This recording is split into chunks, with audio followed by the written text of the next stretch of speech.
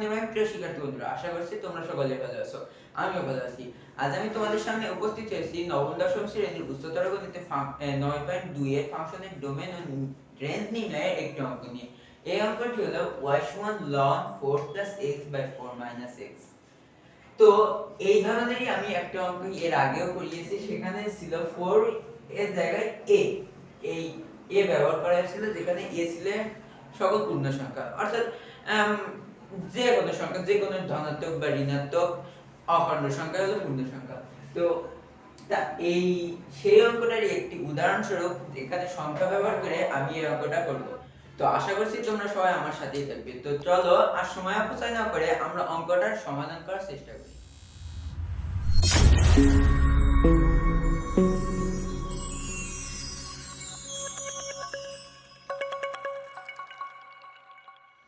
তো এই অঙ্কটা আমাদের দেওয়া রয়েছে যে y ln 4 x by 4 x। তো এই অঙ্কটা সমাধান করার পূর্বেই মানে সর্বপ্রথম যে জিনিসটা আমাদের জানতে হবে সেটা হলো লগারিদম সর্বদা ধনাত্মক মানের জন্য সংজ্ঞায়িত। তো অর্থাৎ এটা দ্বারা কি বোঝাচ্ছে, দেখো এই যে এখানে 4 x by 4 x, এইটার যে মান, এই মানটা সর্বদা ধনাত্মক হতে হবে, অর্থাৎ 0 থেকে বড় হতে হবে। 0 থেকে বড় সংখ্যাগুলো কি কি? 1 2 3 4 5 6 এমন ইনফিনিটি, মানে অসীম পর্যন্ত, যার কোনো শেষ হবে না। তো সেই তার মানে কি, এটা 0 থেকে বড় হতে হবে, অর্থাৎ ধনাত্মক মানের জন্যই সংজ্ঞায়িত লগারিদম। তো সেটা আমরা যদি এখানে লিখে দিই, যেহেতু লগারিদম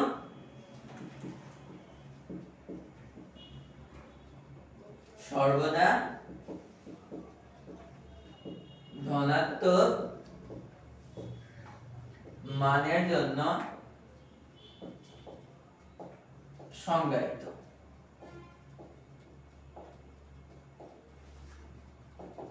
তো এখানে আমরা একটা জিনিস লিখেছি, যে যেহেতু কথাটা লিখেছি, এর মানে কি, যে এখানে যেহেতুটা লেখার কারণ হলো যে এখানে আমরা এর কারণে যেই জিনিসটা লিখবো সেটা হলো এর কারণে, এই কারণে এখানে যেহেতুটা লেখা। তো এখানে আমরা কি লিখবো, যে এইটা লিখবো যে 4, অতএব 4 x by 4 x বৃহত্তর 0। তো কি কারণে লিখলাম, দেখো যে এখানে আমরা বলেছি লগারিদম সর্বদা ধনাত্মক মানের জন্য সংজ্ঞায়িত। তো ধনাত্মক মানগুলো কি কি? 1 2 3 4 5 6 এরকম। তো এইগুলোই তো মূলত 0 থেকে বড়, অর্থাৎ 0 থেকে বড় সকল সংখ্যাই হলো ধনাত্মক সংখ্যা। তো সেই কারণে আমরা এখানে লিখলাম অতএব 4 x by 4 x greater than 0। তো এইটা দ্বারা আমাদের কি বোঝায় সেটা হলো ব্যাপার।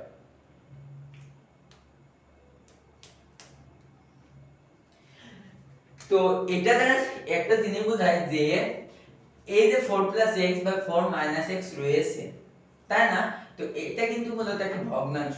তো এই ভগ্নাংশের ফলটা হতে হবে 0 থেকে বড়। তো এখানে দেখো 4 x, তাই না?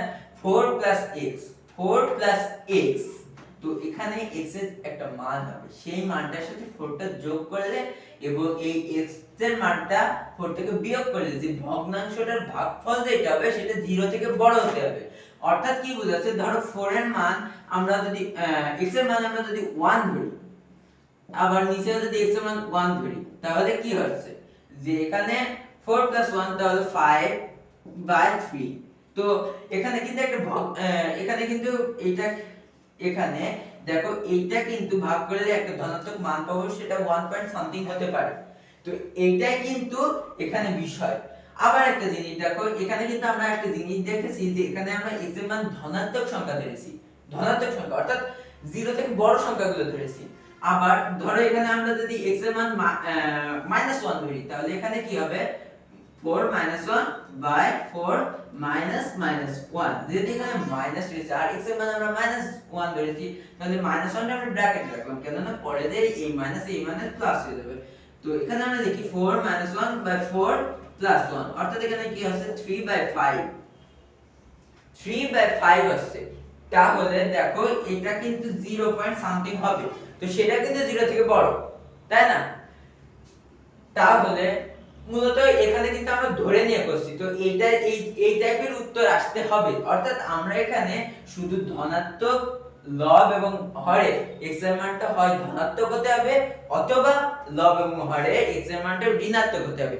যদি এরকম হতো যে 4 প্লাস x এর মানটা যদি আমরা একটা ক্ষেত্রে ধনাত্মক আর একটা ক্ষেত্রে ঋণাত্মক হয়, তাহলে কিন্তু ধনাত্মক আর ঋণাত্মকের যখন ভাগ করব আমরা, তখন কিন্তু ঋণাত্মক মান পাবো। তো সেই ঋণাত্মক মানটা কিন্তু গ্রহণযোগ্য নয়, এখানে আমাদের ধনাত্মক মানটা পেতে হবে। তো আশা করছি তোমরা এই বিষয়টা বুঝতে পেরেছো। যদি তাও না বুঝতে পারো, এই ভিডিওতেও যদি না বুঝতে পারো, তাহলে তোমরা আগে যে ভিডিওটা নিয়েছিলাম যে y ln a x a x, সেটা দেখলে ইনশাআল্লাহ তোমরা বুঝতে পারবে। তো চলো এর পরবর্তী ধাপটা আমরা করব। তো এখানে আমরা যেটা করলাম সেটা কি করলাম, যে যদি এখানে এক নম্বর 4 x বৃহত্তর 0 এবং 4 x বৃহত্তর 0, এইটা দ্বারা কি বোঝাচ্ছে যে 4 x এইটা যে যোগফল হবে এটা 0 থেকে বড় হবে, একটা ধনাত্মক সংখ্যা হবে, অথবা 4 x, অথবা নয় এখানে এবং এরও একটা ফ্যাক্ট আছে, সেটা আমি তোমাদের পরে বোঝাচ্ছি। 4 x, তো 4 x এইটা যে ফল হবে x এর মানটা ধরলে, সেইটাও কিন্তু ধনাত্মক হতে হবে। তাহলে যখন এই ধনাত্মক আর ধনাত্মক সংখ্যা আমরা ভাগ করব, অর্থাৎ এই যে প্লাস একটা সংখ্যা ভাগ প্লাস একটা সংখ্যা করব, তাহলে কিন্তু আমরা প্লাস সংখ্যা পাবো, যেটা আমাদের 0 থেকে বড় হবে। আবার ধরো যদি এই ভগ্নাংশটা লবের ফলাফল ঋণাত্মক হয় আর হরের ফলাফলটাও ঋণাত্মক হয়, তাহলে কিন্তু যখন ঋণাত্মক আর একটা ঋণাত্মক সংখ্যা আমরা ভাগ করব, তখন কিন্তু একটা ধনাত্মক সংখ্যা অর্থাৎ পজিটিভ সংখ্যা পাবো, অর্থাৎ যেটা 0 থেকে বড়। তাহলে আমাদের হয় লব এবং হরে ঋণাত্মক সংখ্যাটা হতে হবে, অথবা লব এবং হরে ধনাত্মক সংখ্যাটা হতে হবে। তো এইটা প্রথম ক্ষেত্রে যে 4 x 0 থেকে বড় হতে হবে, 4 x ও 0 থেকে বড় হতে হবে, মানে ধনাত্মক হতে হবে, অথবা এই বিষয়টা 2 4 x 0 থেকে ছোট, তার মানে কি 0 থেকে ছোট সংখ্যাগুলো কি ঋণাত্মক সংখ্যা, -1 -2 -3, এগুলো তো ঋণাত্মক সংখ্যা, তাই না? এবং 4 x less than 0। তো আশা করছি তোমরা এই যে এই দুইটা শর্ত আমরা লিখলাম, এই দুইটা তোমরা বুঝতে পেরেছো। তো এবার আমরা কি করব, এখন আই নং শর্ত মতে, অর্থাৎ 1 নং শর্ত মতে, 1 নং শর্ত মতে 1 নং শর্ত মতে কি এখানে দেওয়া রয়েছে, দেখো যে 4 x greater than 0 এবং 4 x greater than 0। তো এখানে কি হবে, দেখো এখানে 4 x, তো এখানে আমাদের যেহেতু x এর মানটা বের করতে হবে, x এর মানটাই তো মূলত এখানে বের করলে আমরা ডোমেইনের মানটা পাবো। তো এখানে যেহেতু x এর মানটা আমরা বের করছি, তো সেখানে আমাদের কি হবে, যে এই x এর মানটা যেহেতু বের করছি, আমরা উভয় পক্ষ থেকে 4 টা বিয়োগ করে দিই, তাহলে 4 x - 4 greater than 0 - 4 এবং 4 x, এখানে একটা জিনিস দেখো, এখানে কিন্তু ঋণাত্মক, x এর আগে ঋণাত্মক রয়েছে। x টা যখন আমরা একটা জিনিস সর্বদা আমাদের মাথায় রাখতে হবে যে ঋণাত্মক কোনো সংখ্যা বা ঋণাত্মক কোনো রাশি সর্বদা আমাদের জন্য বিপদ ডেকে আনে। কেননা ঋণাত্মকের ক্ষেত্রে, অর্থাৎ এই মাইনাসের কারণে অনেক সময় মাইনাস হলে মাইনাস প্লাস হয়, এই হিসাবগুলো আমরা করতে ভুলে যাই। তো সেই ক্ষেত্রে আমাদের সর্বদা একটা মাইনাস মানটাকে মানে এড়িয়ে চলতে হবে, ইগনোর করতে হবে। তাহলে আমরা প্রথমে কি করি, এখানে 4 আগে বিয়োগ করে দিই, তাহলে 0 - 4, বা এখানে 4 আর এই 4 কেটে গেলে এখানে হয় x greater than -4 এবং এখানে দেখো এখানে হচ্ছে x greater than -4। তো এখানে আমরা কি করব, -1 দ্বারা এখানে এটা ভাগ করে দেব। আর যখন আমরা অসমতার ক্ষেত্রে, এটা মূলত 6.1 এর বিষয়, যে অসমতার ক্ষেত্রে যখন একটা ঋণাত্মক সংখ্যা দ্বারা কোনো কিছু ভাগ করা হয়, তাহলে আমাদের সেখানে একটা ঋণাত্মক, সেখানে আমাদের অসমতার চিহ্নের পরিবর্তন হয়। তো এখানে আমরা কি লিখব, বা x greater than -4 এবং x লেস দ্যান 4 এই দুটো শর্ত হতে হবে। তো এই ক্ষেত্রে আমরা এখানে এই যে x এর মানগুলো পেলাম, x এর মান হয় -4 থেকে বড় হবে অথবা x এর মান 4 থেকে ছোট হবে। তো এটা দ্বারা যা বোঝাচ্ছে সেটা হলো এখানে আমরা দেখো x এর দুইটা মান পেলাম যে x এর মান হয় -4 থেকে বড় হতে হবে অথবা 4 থেকে ছোট হতে হবে। তো এটা দ্বারা আমরা কি করব যে এই এক নম্বর শর্তের আলোকেই প্রথমে আমরা ডোমেইন নির্ণয় করব। তো অতএব এখানে আমি কি লিখব, ডোমেইন। ডোমেইন সমান এখানে আমরা সেটের ক্ষেত্রে যেহেতু এটা সেটের বিষয়, ডোমেইন সর্বদা সেটের বিষয়, তো সেটের সর্বদা সেকেন্ড ব্র্যাকেট 10 ব্যবহার হয়। তো সেই ক্ষেত্রে এখানে কি হবে, সেকেন্ড ব্র্যাকেট দিয়ে আমরা প্রথমে লিখব x of that x 8, এখানে যেটা পেয়েছি এটা গ্রেটার দ্যান -4। আর এখানে যে আমি বলছিলাম যে এখানে এবং একটা ব্যাপার আছে, এখানে এবং দ্বারা ইন্টারসেকশন অর্থাৎ গসাগুর বিষয়টা আসে। আর ইন্টারসেকশন অর্থাৎ সেট সেট, তো সেটাই তো সেট সেটের চিহ্ন এইটা। আবার এখানে লিখে দেই x of that x less than 4। তো এখন বিষয় হলো এটা দ্বারা কি বোঝাচ্ছে। তো আমরা একটা সংখ্যা রেখা আঁকিয়ে নিই। তো এখানে দেখো আমরা এখানে একটা সংখ্যা রেখা আঁকিয়েছি যেটার এই পাশে রয়েছে 0 থেকে ধনাত্মক সংখ্যাগুলো, যেটা ইনফিনিটি অর্থাৎ এটা অসীম পর্যন্ত, তার মানে যত মান একটা সংখ্যার কিন্তু কখনো শেষ করতে পারবে না তোমরা। তো সেই অসীম পর্যন্ত আমরা এখানে সংখ্যা রেখাটা মানে বোঝানোর জন্য এখানে ইনফিনিটিভ চিহ্নটা ব্যবহার করলাম। আবার এটা হলো নেগেটিভ ইনফিনিটিভ অর্থাৎ নেগেটিভ সকল মানে অসীম পর্যন্ত। তো এই পাশের গুলো হলো নেগেটিভ মান, এই পাশের গুলো হলো পজিটিভ মান। তো এবার দেখো এখানে কি বলেছে, x এর মানটা -4 থেকে বড় হবে। তো x এর মান -4 কোনটা, এইটা হলো -4। তো -4 থেকে x এর মান কি হবে, বড় হবে।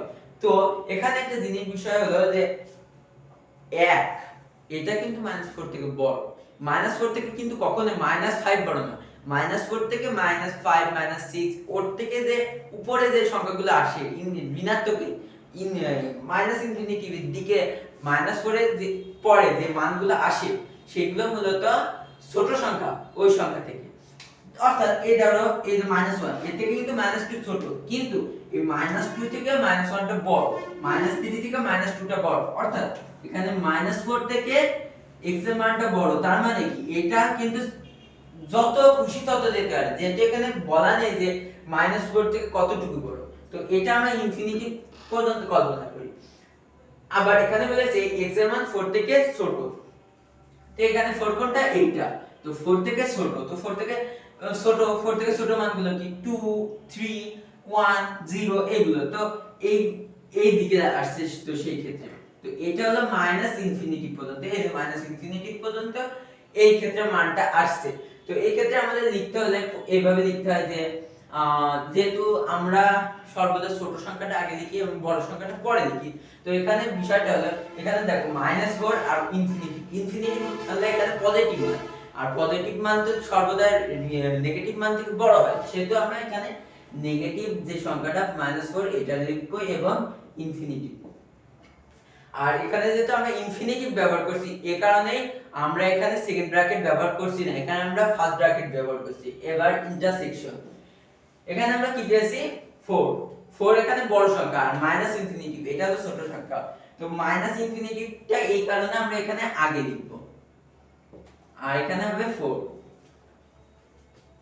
তো এখন আমরা জানি যে সেট সেটের ক্ষেত্রে অর্থাৎ ইন্টারসেকশনের ক্ষেত্রে আমাদের গসাগুর কাজটা হয়। গসাগুর ক্ষেত্রে কি হয় যে সর্বোচ্চ কত কমন আছে, এখানে দেখো ইনফিনিটিভ আর মাইনাস ইনফিনিটিভ এর কিন্তু মানে ইনফিনিটিভটা এই ধনাত্মক মানের দিকে শেষ হতে যাচ্ছে আর ঋণাত্মক ইনফিনিটিভটা আরেক দিকে যেতে থাকছে। এবং আরেকটা জিনিস বোঝাতে হবে, এই -4 এটা কিন্তু মাইনাস ইনফিনিটিভের ভিতরেই রয়েছে।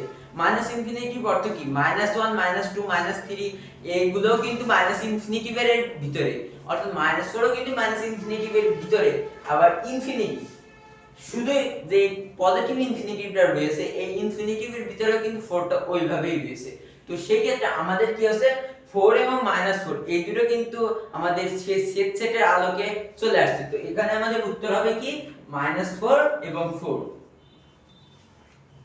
তো আশা করছি এই যে এই ক্ষেত্রে আমরা এক নম্বর শর্তের আলোকে যেভাবে ডোমেনটাই নির্ণয় করলাম যে ডোমেন এফ ডিএফ এখানে লিখে দিলে ভালো হয় ডিএফ। তো এটা তোমরা বুঝেছো। তো এখানে আমরা ডিএফ 1 লিখে দিলে সমস্যা নেই, বাট ডিএফ যদি আমরা না লিখি তাহলে সমস্যা নেই, ডিএফ টা আমরা পরে লিখলে ডি দ্বারা এখানে ডোমেন এবং এফ দ্বারা ফাংশন। তো এখানে তো এখনো দেরি আছে সেই ব্যাপারটা। তো আমি এই বাম পাশের অংশটা এখানে আমি যা বুঝিয়েছি সেটা মুছে দিচ্ছি, তোমরা দেখতে থাকো। তো এবার আমরা কি করব যে এক নম্বর শর্তের আলোকে যেভাবে ডোমেনটা নির্ণয় করলাম, দুই নম্বর শর্তের আলোকে ঠিক সেইভাবেই ডোমেনটা নির্ণয় করব।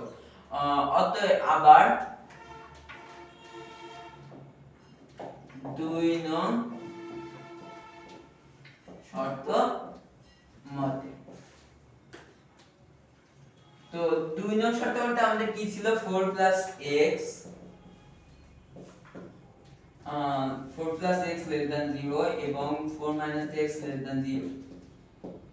তো তাহলে এখানে আমরা কি করব, পূর্বের অঙ্কের মধ্যে আমরা উভয় পক্ষ থেকে 4 বিয়োগ করে দিই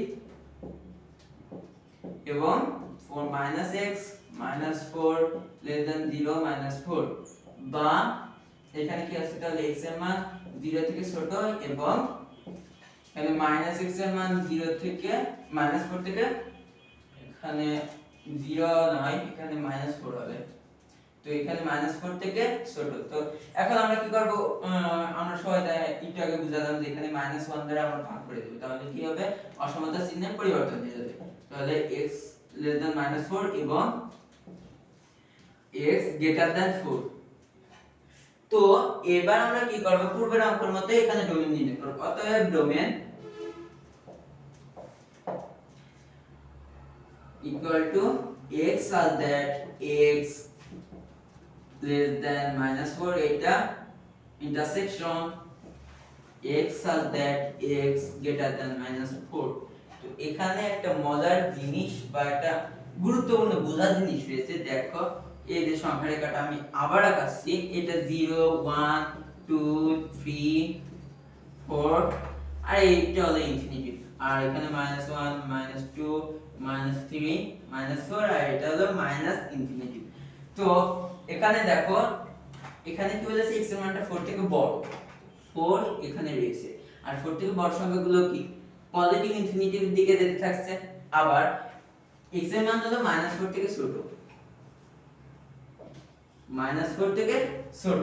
তো একটা জিনিস দেখো এখানে কিন্তু এই ক্ষেত্রে মানটা যাচ্ছে এই দিকে, মানে বাম দিকে যাচ্ছে, আর এই ক্ষেত্রে মানটা যাচ্ছে ডান দিকের দিকে। কিন্তু এর মধ্যে কিন্তু এই পুরো এলাকাটার মধ্যে কোনো সম্পর্ক নাই, অর্থাৎ ইন্টারসেকশনে এখানে যেহেতু কোনো সম্পর্ক নাই, বর্গক্ষেত্রে যেটা 1 হয় এখানে ফাঁকা সেট হয়ে যাবে। তো সেক্ষেত্রে আমাদের এখানে লিখে দিব আমরা যে এখানে প্রথমে আমরা এখানে যেটা লিখি আমরা যে এখানে ছোট হলো −ইনফিনিটি আর এখানে -4, আর এখানে হবে 4 আর ইনফিনিটি। তো এর ভিতরে যেহেতু কোনো সম্পর্ক নাই তো এখানে ফাঁকা সেট। তো আশা করছি তোমরা এই দুইটা বিষয়, এই এক নম্বর শর্ত মতে ডোমেনটা যেভাবে বের করলাম, দুই নম্বর শর্ত মতে ডোমেনটা যেভাবে বের করলাম, এই দুইটা জিনিস বুঝেছো। তো এবারে আমাদের মূল যে কাজটা যে ডোমেন বের করতে হবে। তো এই ক্ষেত্রে আমাদের ডোমেন বের করতে হলে কি করতে হবে, যে এক নম্বর শর্ত মতে যে ডোমেনটা পেয়েছি, দুই নম্বর শর্ত মতে যে ডোমেনটা পেয়েছি, এই দুইটা ডোমেনে আমাদের ইউনিয়ন অর্থাৎ লসাগু বা সংযোগ সেটের কাজটা করতে হবে। এই কারণ কি অথবা লিখেছি, আর অথবা দ্বারা সেটের সর্বদা ইউনিয়ন বোঝায়। অতএব নির্ণেয় ডোমেন df equal to, এখানে কি পেয়েছিলাম আমরা -4 আর 4, তাহলে -4 4 ইউনিয়ন ফাঁকা সেট। তো ফাঁকা সেটের সাথে কোনো কিছু যদি আমরা সংযোগ করি বা সংযোগ সেটের কাজ করি, তাহলে এখানে কি আছে -4 আর 4। তো এটাই হলো নির্ণয় আমাদের এই ফাংশনের ডোমেন, এই লগারিদমের ডোমেন। তো আশা করছি তোমরা এই ডোমেন নির্ণয়টুকু বুঝতে পেরেছো। তো এবার আমরা রেঞ্জ নির্ণয়টুকু বুঝাবো। রেঞ্জ নির্ণয়ের ক্ষেত্রে আমি বাম পাশে এই এতটুকু মুছে দিচ্ছি, রেঞ্জ নির্ণয়টুকু অতটা বেশি তোমাদের বোঝাতে হবে না। দেখো তোমরা এখানে অল্প কিছু জিনিস আছে রেঞ্জ নির্ণয়ের ক্ষেত্রে। তো আমরা এখানে লিখে দিই রেঞ্জ নির্ণয়। তো আমরা এখানে রেঞ্জ নির্ণয় করব, তো সেক্ষেত্রে আমরা এখানে প্রথমে লিখে দেব y এখানে আমাদের যেহেতু f of x এর ফাংশন, আর এখানে লিখে দেব ln 4 x by 4 x। তো এখানে সর্বপ্রথম যে জিনিসটা বুঝতে হবে আমাদের সেটা হলো যে আমাদের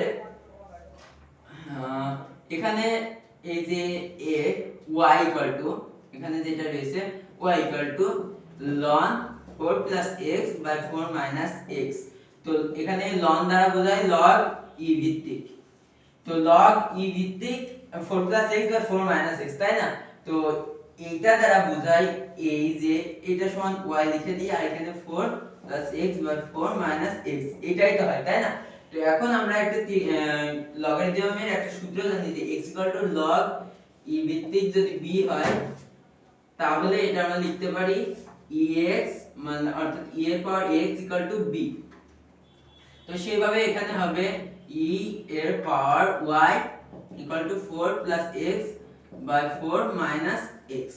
তো সেটা আমরা এখানে লিখে দেব। তাহলে যে এখানে আমরা ওইটা যদি করি তাহলে এখানে কি হচ্ছে আমাদের e এর পাওয়ার y 4 x by 4 x। তো এখানে আমরা আর গুণন পদ্ধতিটা কাজে লাগাবো, তাহলে এখানে হয় 4ey x ey 4 x। এখানে 4 x এর কারণে হলো যে e এর পাওয়ার y এর নিচে কিছু নাই, তার মানে 1 রয়েছে। আমি এতটুকু মুছে দিচ্ছি। তো তাহলে এখানে আমাদের কি হবে দেখো,